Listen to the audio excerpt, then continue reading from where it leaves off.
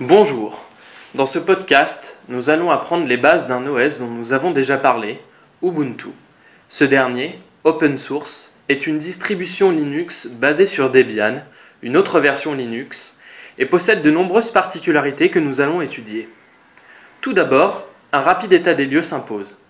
À l'installation, Ubuntu implante plusieurs logiciels de base open source. On peut par exemple citer le navigateur internet Firefox, ou encore la suite bureautique LibreOffice, etc. Intéressons-nous maintenant à l'aspect graphique d'Ubuntu. On peut voir que l'organisation des informations et des actions se fait au moyen de deux barres. La barre des menus, en haut à droite, présente dans la plupart des OS, et la barre du lanceur, placée sur la gauche. La barre de menu n'a rien de particulier par rapport aux autres OS et permet l'accès à Internet, la gestion des périphériques, etc. Sur cet ordinateur, nous pouvons par exemple paramétrer la langue d'Ubuntu, notre courrier, ou encore vérifier l'état de la batterie.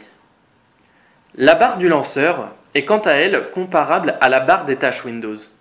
On y trouve de nombreux raccourcis vers des applications ou des menus, le tout étant customisable à volonté. Tout en haut de la barre du lanceur se trouve un bouton avec le logo d'Ubuntu. C'est le tableau de bord qui permet un accès rapide aux derniers fichiers lus ou modifiés sur votre ordinateur. Pour plus de précision, on peut choisir quel type de fichier chercher en bas de la fenêtre. Par exemple, ici, nous souhaitons uniquement rechercher les dernières applications lancées.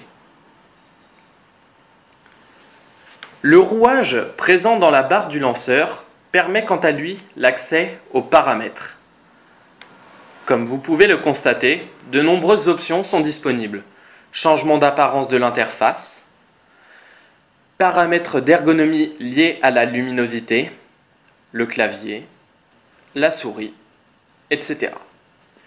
Toujours pour un souci d'ergonomie, le lanceur permet également d'accéder au shell, un terminal permettant une utilisation plus technique d'Ubuntu pour ceux qui savent coder. Nous reviendrons sur cet outil très pratique dans une prochaine vidéo. Enfin, on peut aussi souligner la présence d'un raccourci vers la Logitech Ubuntu. Pour expliquer simplement, il s'agit d'une grande base de données en ligne qui réunit bon nombre d'applications disponibles sur Ubuntu. C'est le A orange que vous pouvez voir dans la barre du lanceur. Prenons un exemple. Je souhaite munir mon ordinateur d'un lecteur vidéo performant. Pour cela, je vais dans la Logitech Ubuntu par la barre du lanceur et je recherche le logiciel souhaité. Ici, nous prendrons VLC Media Player, totalement gratuit et par ailleurs très efficace. Comme vous pouvez le voir, des informations sont disponibles à côté du bouton d'installation. Si tout se passe bien, un simple mot de passe est nécessaire pour lancer l'installation. C'est là que les distributions Linux sont les plus pratiques. Aucun problème de dézippage, d'extension ou de format inadapté. Tous les logiciels de la Logitech s'installent en un simple clic, sont immédiatement disponibles dans le tableau de bord et déplaçables dans la barre du lanceur. Par exemple, ici, nous allons tout simplement mettre VLC dans la barre du lanceur et il est à présent visible tout en bas. Nous pouvons aussi le déplacer en faisant un clic. Voilà, tout simplement. Ce podcast sur les bases d'Ubuntu est à présent terminé. Pour toute question annexe, merci de laisser un commentaire en bas de vidéo. Nous tâcherons d'y répondre autant que faire se peut. Ce tutoriel vous a été présenté par le Club d'informatique et agrément de Polytech Paris UPMC.